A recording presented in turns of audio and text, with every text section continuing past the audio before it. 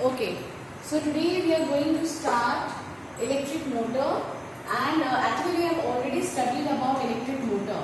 Today we are going to understand the other things which are related to electric motor, how we can increase the speed of the motor. हम कैसे electric motor की जो coil है उसकी speed कैसे increase कर सकते हैं, वो बहुत इंपॉर्टेंट है. उस पर कॉन्सेप्चुअल क्वेश्चंस बनते हैं. क्लियर? तो today we are going to study about the speed of rotation of the motor, how it can be increased. So can you tell me the speed of electric motor? The speed of electric motor can be increased. कैसे increase कर सकते हैं आप? Can be increased by, how will you increase the speed of the electric motor? Anyone? Only 4 students are here. कोई तो answer करो. I have told you, मैंने आपको कितनी बार बताया है, आपको पता है स्पीड कैसे इंक्रीज होगी? When the amount of force will increase. I have told you that north pole of the permanent magnet, south pole of the permanent magnet. और इसके बीच में आप अपना कॉइल रखते थे, रिमेम्बर, और इसको आप कनेक्ट करते थे सर्किट से. So when you do so, यहाँ बीच में एक एक्सल होता था जिसके ऊपर 2 स्प्लिट रिंग्स होती थी, P and Q, and there are 2 brushes X and Y, and this is the coil A B C D. आपको पता है जैसे ही करंट फ्लो करना शुरू करता था सर्किट में, this coil A B C D, this rectangular coil A B C D starts rotating due to the magnetic force acting on it. So we can increase the speed of rotation. We can increase the speed of rotation of electric motor by increasing, number 1, strength. By increasing strength of electric current into the circuit. Strength of electric current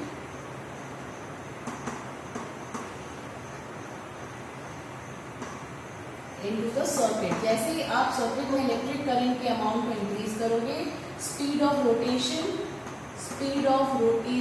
of coil will also increase into the circuit. आपको अगर याद हो, हमने पहले भी पढ़ा था, magnetic field भी इंक्रीज हो जाती है इलेक्ट्रिक करंट की अमाउंट को इंक्रीज करने से. Similarly the second point, how will you increase the rotation? एक तो आपने क्या कर दिया, we have increase the electric current I into the circuit. जैसे ही आप I को इंक्रीज कर दोगे, the rectangular coil start rotating more fast. Similarly when you increase the number of turns in the coil, when you increase the number of turns into the coil, the speed of rotation increases. अगर आप याद है, इसे हम लोग armature बोलते थे. अगर आप आर्मेचर में जो रेक्टेंगुलर कॉइल है उसमें नंबर ऑफ टर्न्स कॉइल के इंक्रीज कर दोगे, तो what will happen? The speed of rotation of electric motor will increase. Clear? समझ में आ रहा है बेटा?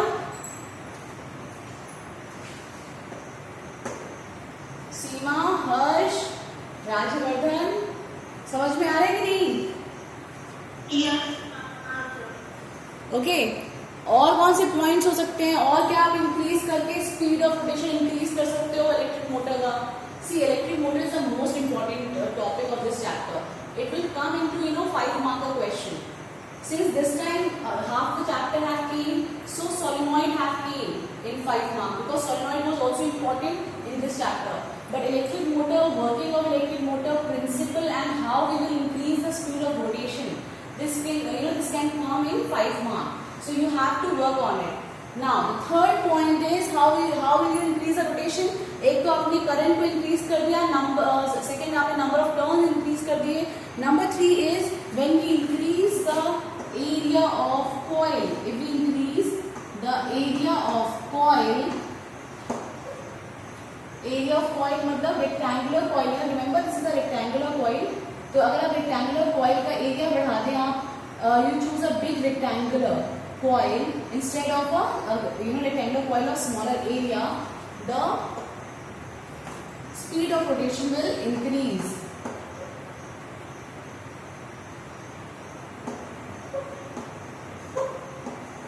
By increasing the area of coil. If we increase the area of coil, the speed of rotation of electric motor will increase. And last but not the least, most important point, what you can do if you use a permanent magnet of greater strength. अगर आप ज्यादा strength वाली permanent magnet के poles लगाओगे अपनी coil के चारों तरफ, तो क्या होगा, एक स्ट्रॉन्ग मैग्नेटिक फील्ड के बीच में वो कॉइल आ जाएगा. और जब स्ट्रॉन्ग मैग्नेटिक फील्ड होगी, मोर स्ट्रॉन्ग मैग्नेटिक फील्ड होगी, तो what will happen, a great amount of magnetic force will generate into the both side of the coil in equal and opposite direction. A B और C D arm में equal and opposite direction में एक strong magnetic force produce होगा and the speed of rotation will increase. Clear? So we can increase the rotation by increasing the strength of magnetic field, increasing the strength of magnetic field. If you use a strong permanent magnet around your coil, the speed of rotation of electric motor will increase. I hope these four important points will clear.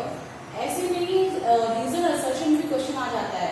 Reason assertion में आपको इन चारों में से कोई एक point दे दिया जाएगा and they can give you a assertion that the speed of rotation of electric motor can be increased only by increasing the strength of electric current. And दूसरे में देगा it can be increased by only increasing the number of turns.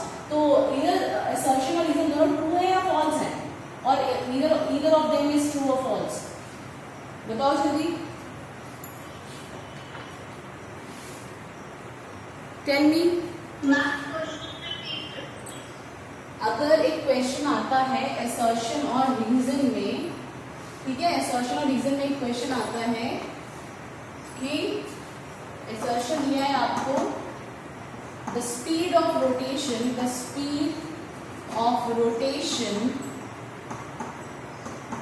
in an electric motor can only be increased by increasing electric current. This is the assertion and reason आपको कहते हैं the speed of rotation is increased by increasing magnetic strength only. तो either of them are correct or none of them are correct, or one is true and the other is sorry. हाँ बेटा बताओ, जल्दी बताओ. Both are correct, both are incorrect. क्योंकि पहले assertion में आपको दिया हुआ था the speed of rotation is increase only. तो is it true only by increasing the electric current? No, it can be increase by making these three things, the other three things.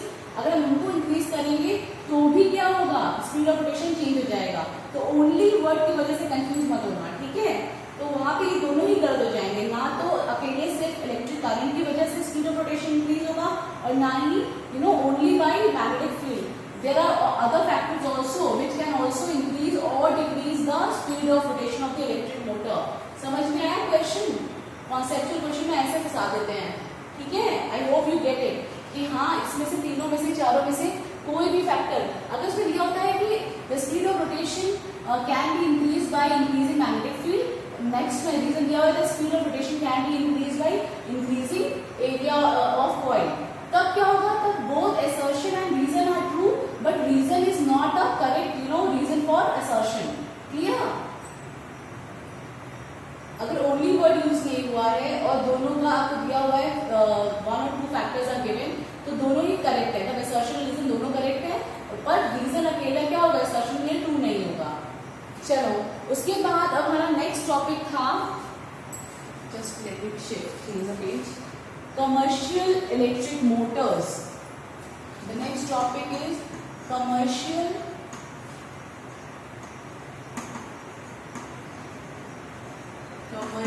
electric motors. What do you understand by the term commercial? Commercial word से आप क्या समझते हो? Commercial या commercial word से क्या समझते हो?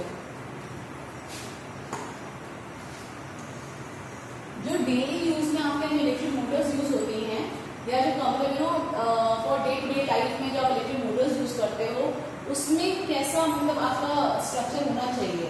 तो that kind of motors, that kind of electric motors are known as commercial electric motors, जिनको हमें बस for part time we use them and then we didn't use them. तो ऐसे इन मोटर्स में what we do in place of, first of all हम लोग, आपको याद हो इलेक्ट्रिक मोटर में परमानेंट मैग्नेट के पोल्स यूज करते थे, north pole and south pole. Commercial electric Motors में हम लोग सिंपली वी यूज इलेक्ट्रोमैग्नेट्स. ठीक है, जब तक काम है तब तक हमने अपने मैग्नेट को उसको एज ए मैग्नेट यूज किया, otherwise we just use it as a soft iron core. So electromagnets are used in place of what? Electromagnets are used in place of permanent magnets. क्योंकि हमें थोड़ी देर का काम है तो हम लोग we don't use permanent magnet for day to day life. We just use an electromagnet in place of a permanent magnet so that our motor will work, and once the electric current is stopped, both the circuit and the electromagnet does not work. ठीक है, समझ में आया बेटा? Second point है, second point is in terms of a large number of turns of conducting wire in the current carrying coil.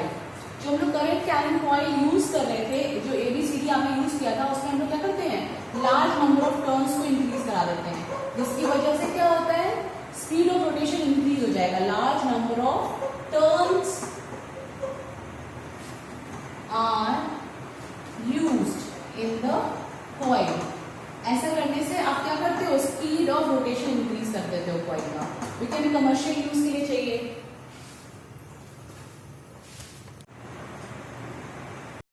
We were on commercial electric motors, so we have understood that in commercial electric motors, what we will do, we will use electromagnets instead of permanent magnets. Further, large number of turns are used. Okay, so we will use electromagnet in place of permanent magnet, and number two, we will use large number of turns in the coil. And number three, how commercial electric motors work. We use actually what we use soft iron core inside these coils. We use a soft iron core. We use a soft iron core on which the coil is bound, on which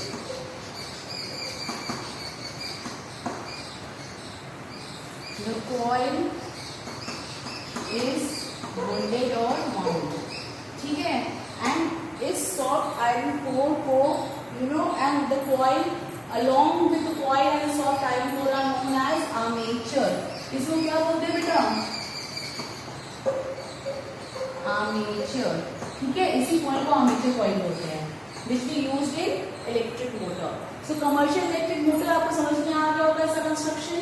Commercial electric motor में what we have done, we have just changed the permanent magnet by electromagnet. We increase the number of turns in the coil, and we used a soft iron core on and on which we have wounded the coil. And this soft iron core along with the coil is known as armature. ठीक है, और बाकी सारी functioning same रहेगी. The same, the way we use in the electric motor, all the things are same. Now, after this, the last point of electric motor is applications of electric motor. तो अभी आपने applications of electric motor मैंने आपको last class में बताया भी था. हाँ, so कोई anybody tell me the applications where we can use these electric motors. Applications of electric motor. So anyone electric motor का आप use बताइए. We can use these electric motors in what kind of devices? You have number of devices in your home in which these electric motors are work. Acha, I will tell you one room or one part of your house and you have to tell me the device in which this electric motor can be or is using. Okay, in the kitchen. Kitchen में कोई ऐसा appliance बताइए, कोई ऐसा device बताइए जहाँ पे आप इलेक्ट्रिक मोटर यूज करते होंगे. एनीवन? सॉरी, प्लीज बोलो बेटा. इंचार्ज. और कोई मुझे क्लियर आवाज नहीं आ रही है. If anybody have heard it, please kindly tell me again because I am not able to get it clearly. आवाज साफ नहीं है बेटा.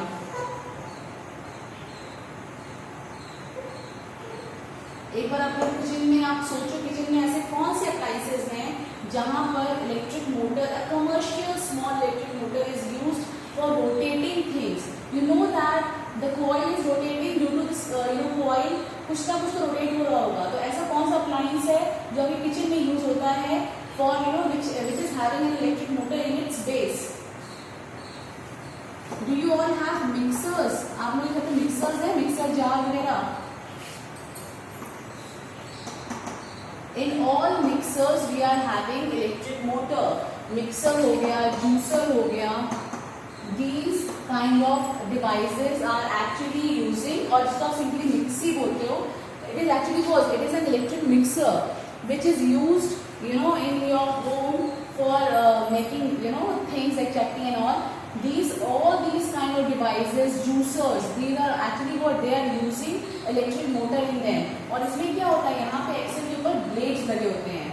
आप अगर अभी अपनी मिक्सी को हटा के देखोगे तो उसमें जो ब्लेड्स लगे होते हैं, actually this blades are connected with an axle और उसके अंदर एक कॉइल होगी जो कि इलेक्ट्रिक सर्किट कंप्यूटर में रोटेट करेगी and due to that rotation these 3 blades are rotating. और ये ब्लेड रोटेट होकर आपके जो वेजिटेबल्स हैं, आपके जो फ्रूट्स हैं, उनको क्या करते हैं, चॉप ऑफ करते हैं और उनको मिक्स कर देते हैं. So in your kitchen we are having mixer and juicer which are using electric motor. Similarly if you go to your bathroom or for washing things, what kind of device you will use? बताइए. Washing machine, very good.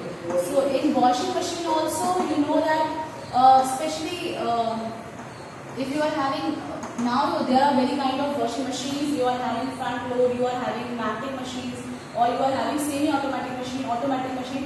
उन सब में क्या होता है, उन सब में एक ड्रम होता है या एक जिसके अंदर कपड़े डालते हैं वो पूरा रोटेट करता है.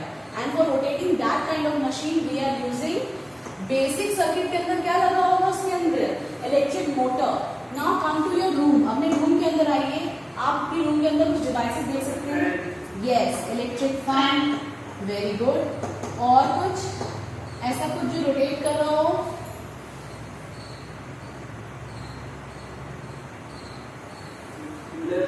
Cooler, yes. कूलर में भी आप जानते हो ब्लेड्स जो होते हैं वो क्या करते हैं, रोटेट करते हैं. एंड रोटेशन के लिए we are using a simple electric motor. Similarly MP3 player, MP3 player हो गया, कंप्यूटर्स हो गए, ठीक है. All these things are actually having electric motor in them. आप देख सकते हो MP3 प्लेयर हो गया, कंप्यूटर्स हो गए, वॉशिंग मशीन, इलेक्ट्रिक फैन.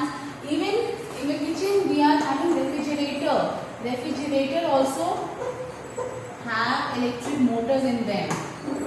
अगर आप पीछे कभी कंप्रेसर देखोगे ना, उसके पीछे आप समझोगे कि वहाँ पे एक फैन होता है जो कूल डाउन करता है, तो पास आउट करता है इनसाइड आउटसाइड, इनसाइड आउटसाइड. तो that is also again due to electric motors which are used in them. So these are the various applications of electric motors. Clear? यहाँ पे आपका electric motor पूरी तरीके से खत्म होता है. we are having done with electric motor. We have completed this topic. और इसके बाद आपका सिलेबस भी इस चैप्टर में यही करते हैं. But I want to tell you 2 concept. एक तो इलेक्ट्रोमैग्नेटिक इंडक्शन एंड दूसरा galvanometer. Anybody knows what is a galvanometer? आपने कभी नाम सुना है? आपने नाम सुना है आमीटर का, आपने नाम सुना है वोल्ट मीटर का. ऐसी डिवाइस होती है galvanometer. Yes.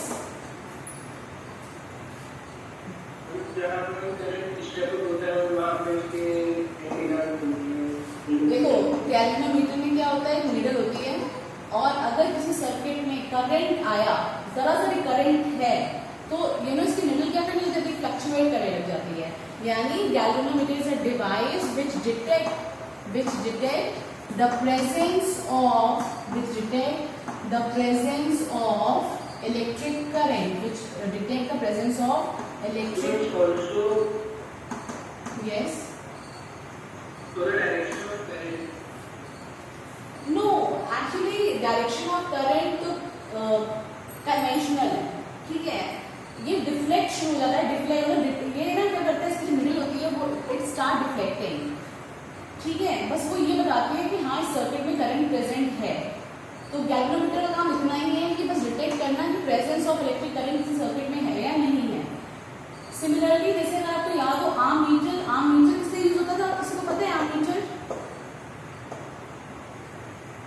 Arm metre and voltmeter, anybody knows? आप इलेक्ट्रिसिटी चैप्टर पढ़ के आए हो। आर्म मीटर एक ऐसा डिवाइस होता है जो इलेक्ट्रिक करंट की वैल्यू बताता है। It measures the amount of electric current. It tells you how many ampere of current is flowing in the circuit, milli ampere, micro ampere और ampere. Ampere is a very big unit as compared to milli and micro amperes. तो कितना amount of current flow कर रहा है that is given by ammeter. Voltage और potential difference कितना है circuit में that is given bye volt meter in volt. 6 volt का वोल्टेज है या 7 वोल्ट, 8 वोल्ट, जितना भी वोल्ट है तो वो that can be given by volt meter. It is also, आप अगर स्कूल में जब आपका लैब खुलेगा देन यू विल सी कि what is a voltmeter looks like, what is ammeter looks like. Similarly, a galvanometer just deflects when a current is flowing in the circuit. अगर current circuit में कहीं भी है तो आपको galvanometer अपनी needle को डिफ्लेक्ट करके बता देगा, ठीक है। Yes.